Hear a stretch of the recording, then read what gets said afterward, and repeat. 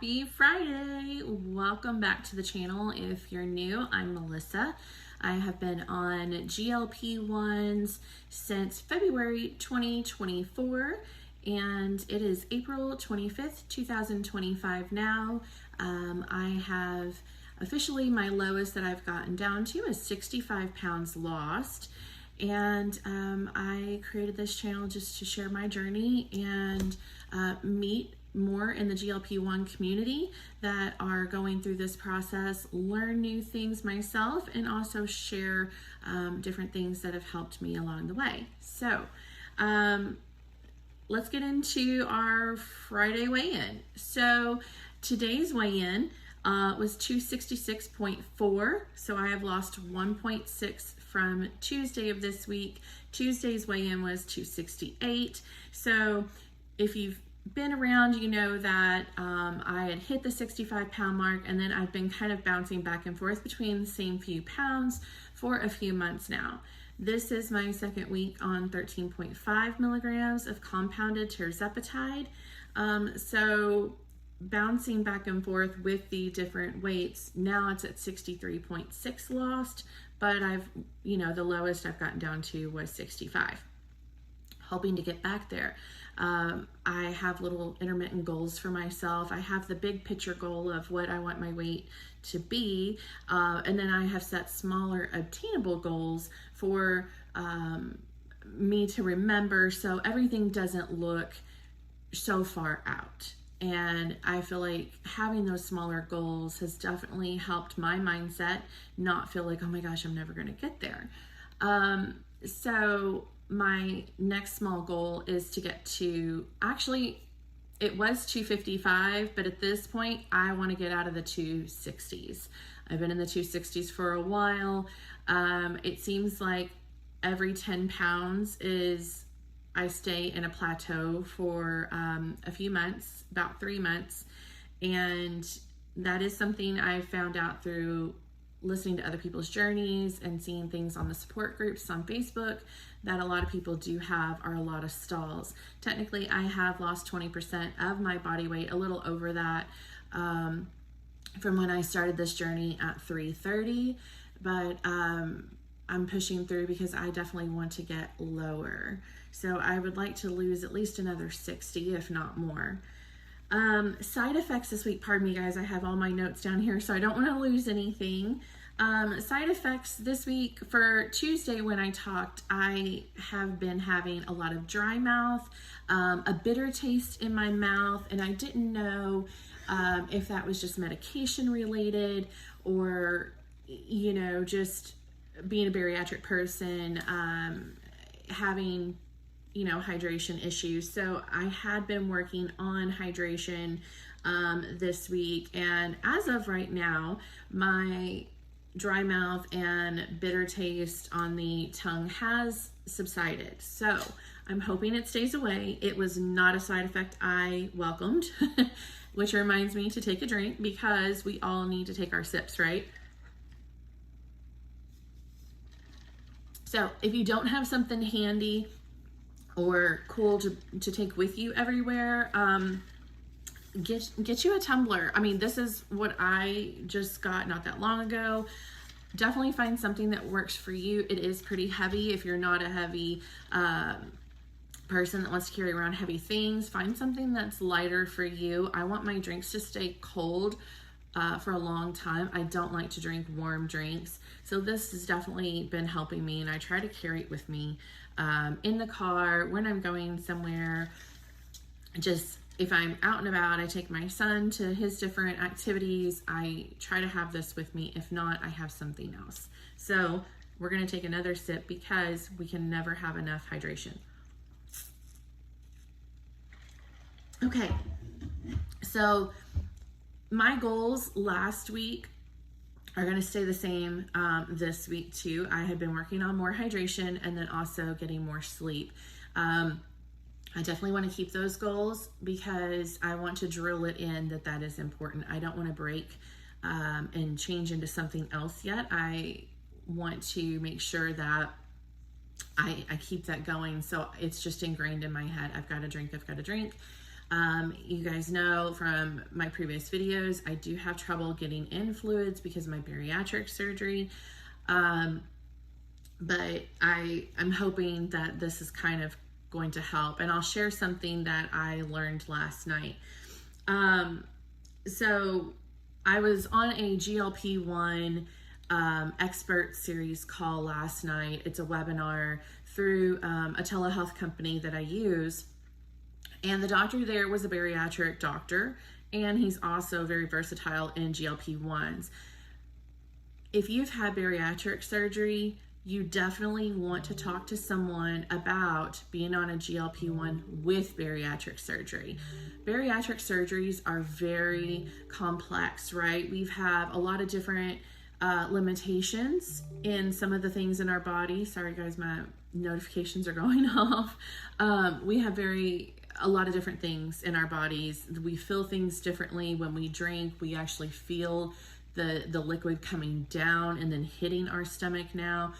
A lot of just different things, side effects, not being able to drink, hypoglycemia, different things like that. So listening to him was really insightful. He was more talking about side effects and how to avoid a lot of side effects, or how to lessen those side effects, which was really informative. Even if you're a seasoned GLP-1 person at this point, it never hurts to listen because you always learn something new.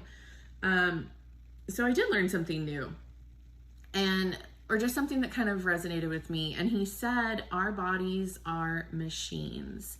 So what we do with them, how we treat them, what we put in them, it makes a difference in how our body runs. And we want our body, our machine, to run smoothly, efficiently. And, I guess I just needed to hear that. So I did ask the question about how do we get more liquids in, because I don't think about drinking constantly like some people can. And I stated I've been a bariatric patient too. He said, take small sips throughout the day. He's like, just sip, sip, sip, sip. Every 15 minutes, we recommend you sip. They also have some timers, I guess, or reminders if you are having trouble eating, remembering to eat or to drink. There's an app. I will try to find it and post it in the comments for you guys, that they recommend, and it's a free app, and it's just telling you, okay, it's time to eat, time to have a snack.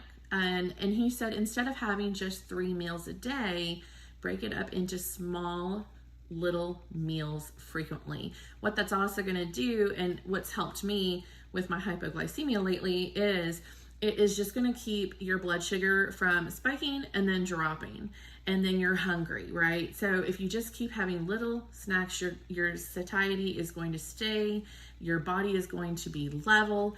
That's what we want. So I definitely am trying to incorporate the little nuggets of information I learned from him, especially like the sip, sip, sip, throughout my week. So that is what I'm going to do going into next week. So, also this 13.5 that I'm on from my compounding pharmacy, I do have the suppression. What I have noticed, and I'm curious if anyone else has noticed this as they change doses, when I was on 7.5, I called it my stop sign. And when I ate, I hit that stop sign and I would hit it fast. And it's like, oh, no, I can't eat anymore. This time with the 13.5, it's more dulled, if that makes any sense. Sometimes it takes a while to feel like, to recognize it, and sometimes it's a little too late. So I'm trying to remember to slow down, because sometimes if I have a hunger for just out of the blue, I don't realize how fast I'm eating until, that suppression just came right up on me. I was like, hey, no, we don't eat that much. We're not eating that. No. And you're going to pay for it and you're going to remember it. So I'm trying to remember to make sure I'm slowing down, taking pauses in between bites. And I'm trying to, I know they say don't be distracted while you eat. For me, that actually helps me because I'm not constantly thinking or being impatient, like, okay, I need to eat so I can go do X, Y, Z and get on to the next task. So I will have my snack or eat while I'm doing my work, or I'm writing something, or I'm reading one of my books or something like that. And it does help because I'm pausing, I'm taking a few minutes in between bites, which is helping me to recognize that dulled suppression a little bit better. Also, the food noise is still gone, which is amazing. I am ever so thankful for not having food noise. For those who do not know what food noise is like, I always equate it to probably about 100 people crammed in a room with no door, running around trying to find a door or a hidden pathway. So they're all intersecting, crossing, hitting the walls, hitting everything. And all of them are thinking about some kind of food, what type, what time we're going to have it, what we're going to have, how's it going to taste, how am I going to feel, how am I going to enjoy it, da da da da da. All of those little guys are just like running around each other, hitting the walls, hitting the doors, thinking about all these things. And when the food noise is gone, it's complete silence. And it is amazing. I can really think about everything and anything I need to at that point. And people with ADHD, it's hard to think as it is, right? And try to focus without thinking about 30 other things that you have to do at the same time. But the food noise being gone has been just a life-changing experience. And I feel like that has made such a difference because the food noise controlled when I ate because I could not shut it up. And I just kept trying to feed myself to get it to shut off and just give me a break. And when that noise is gone and literally it feels like people just talking in your head, it's been very freeing. So I hope you've experienced that. If you've had food noise, I hope that you have or are experiencing the silence that we've been given now, which is amazing. So what's happening this week? Well, we are gearing up for the Kentucky Derby in town. It will be taking place starting next Friday is Oaks Day. So I think we're, in Kentucky, you're off, the kids are off school for Oaks Day. I mean, it's a holiday here.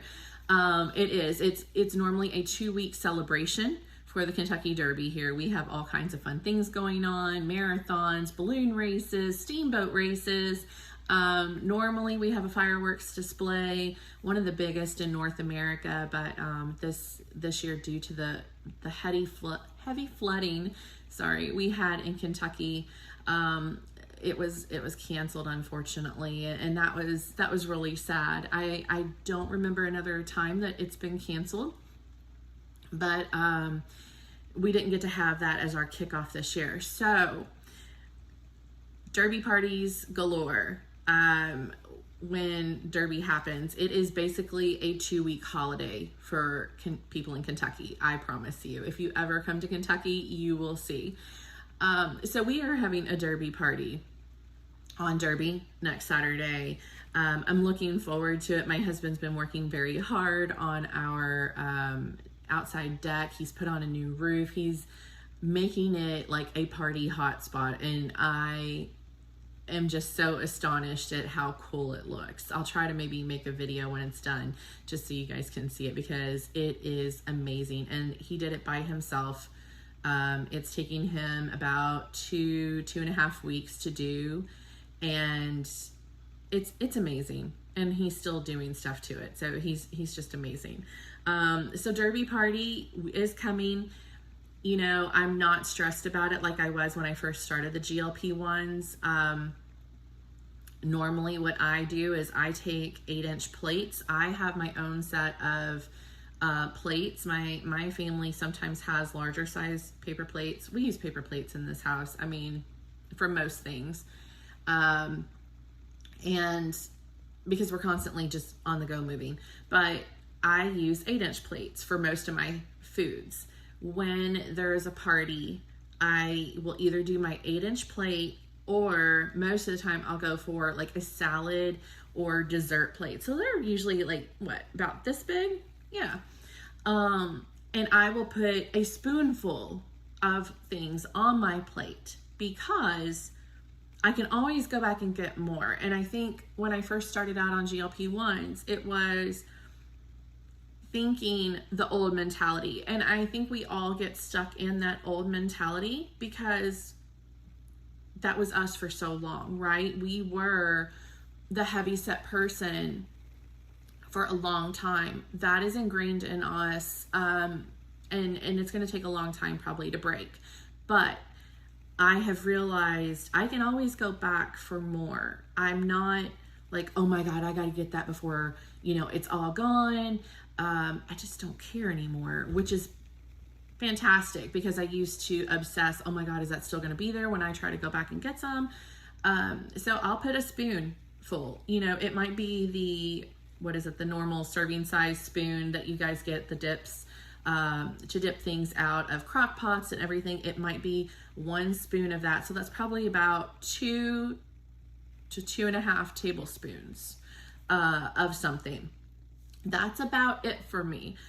Obviously, I'm going for my protein first. The other day, I just had a hankering. I wanted a rotisserie chicken from Sam's Club. Went and got it, peeled off that fat or the skin because it just gave me the ick. And it used to be, I just couldn't wait to devour it. Now, after I eat a few bites of something, and I don't know if you guys have this, I kind of get like a food ick. And I'm like, ugh, I'm done with that. I don't want to eat that anymore. I don't want to look at it anymore today. I'm done. And it's been interesting. So do you have food ick about things? Do you have just when you look at something, do you get it sometimes? Or like after you eat a couple of bites and that's kind of satisfied your brain that you've had that, what you were looking for, do you develop that ick where you're just like, next, please, I'm done. So let me know in the comments because I'm really curious how many people get that food ick or food aversion to different things. Sometimes nothing sounds good, right? So for those days, I have been trying to do a couple of different protein options for me. I do need to make my protein video. I promise I will do it. I need to get everything laid out and then record the video. But one thing I like when I don't want to eat anything and I don't want a protein shake because they're so thick and they just sit really like a rock on my stomach is it's from Slate. It's a Slate protein. The one I get is a chocolate shake and it tastes like chocolate milk. It's a thin liquid, so it goes down easy. It comes in a can and it's got 20 grams of protein and I think it's 100 calories. So a lot of times I will drink that instead of an actual protein shake because it's thinner and it doesn't sit on my stomach like a rock halfway through where I'm just barely getting it down. They also, Slate does have, I think, a mocha latte with a little bit of coffee, and then they have a vanilla one too that I've had. So I will make sure to have that in my protein video so you guys can check that out too. So I think that's all today. I've bored you guys enough. Hopefully you found something helpful in this. I would love to know what you're planning for the weekend and the week ahead. What are you doing to take care of yourself and prioritize yourself? Let's do an emoji for today. Let's do fruit because I have been on a fresh blueberry kick of just having half a cup of blueberries sometimes, and it has been just so satisfying to want fresh fruit instead of crap. So put a fruit down in the comments, whatever your favorite fruit is, if they have an emoji for it. If not, feel free to write it in the comments. But hopefully you found this video helpful. If you did, please give it a like, share, comment, subscribe. It definitely helps boost my videos to other people that are going through this journey. And I just want to support everyone. So if If it helps someone else, or if you have a YouTube channel and I'm not following, please put it in the comments. I would love to follow you back and watch your videos and progress as well and get to know you better. So that's it for now. We'll be back next Tuesday. Hope everyone has a fantastic weekend. Remember to take care of yourself because you're worth it, okay? Take care.